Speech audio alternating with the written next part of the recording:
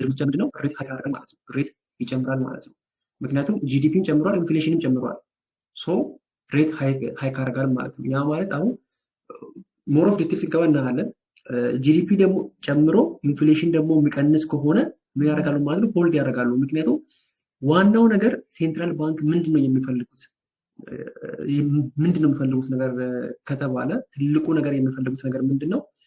ጂዲፒ ጨምሮ ኢንተረስት ሬቱ ደግሞ ነው ኢንፍሌሽኑ ደግሞ እንዲቀንስ ነው የሚፈልጉት። ሶ ጂዲፒ እዚህ ጋር ጨምረው ኢንፍሌሽን ደግሞ ከቀነሰላቸው በጣም ጥሩ የሚፈልጉት ነገር ነው። ስለዚህ ሆልድ ያደርጋሉ ማለት ነው። ምንም አይነት ሬት ከት አያደርጉም በእንደዚህ አይነት ሰናሪዮ ማለት ነው። ወይም ደግሞ ኢንፍሌሽን እየቀነሰ ካለና ጂዲፒ ደግሞ የጨመረ ካለ ማለት ነው።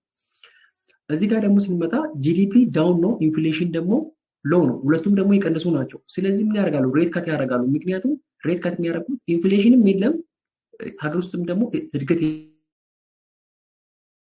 የለም። ሶ ለማነቃቃት የከረንሲውን ስትሪንግዝ ደግሞ ሎወር ያደርጋሉ ማለት ነው። ኢንፍሌሽንም ስለቀነሰ ሶ ሬቱን ከት ያደርጋሉ ማለት ነው።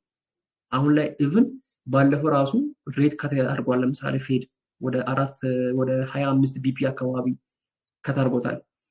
እሱንም እናያላችሁ፣ ችግር የለውም። ይሄኛው ጊዜ ከት ይደረጋል። ግን ችግሩ ያለው ለምሳሌ ዲፊካልት ታይም እንላት አለች። እቺ ስታግፍሌሽን የምትባል ታይም አለች። እቺ ስታግፍሌሽን የምትባለው ታይም ምን አይነት ታይም ናት? ጂዲፒ እየቀነሰ ነው፣ ኢንፍሌሽን ደግሞ የጨመረ ነው። አሁን በዚህ ጋር የሚወስዱት እርምጃ በጣም ነው ግራ የሚጋቡት። ምክንያቱም ጂዲፒ እየቀነሰ ነው፣ ኢንፍሌሽን ደግሞ የጨመረ ነው። አሁን ለምሳሌ ሬታቸውን ሬት የነበረውን ካት ካረጉ አሁን ለምሳሌ ሬት ካት ካረጉ ምንድነው ሀፕን የሚያደርገው? ጂዲፒ ሊጨምር ይችላል፣ ግን ኢንፍሌሽን ደግሞ ይጨምራል ማለት ነው። ስለዚህ ሬት ካት ማድረግ አይችሉም። ሬቱን ደግሞ ሃይክ ካረጉ ደግሞ ድጋሚ ደግሞ ጂዲፒውን እየገደሉት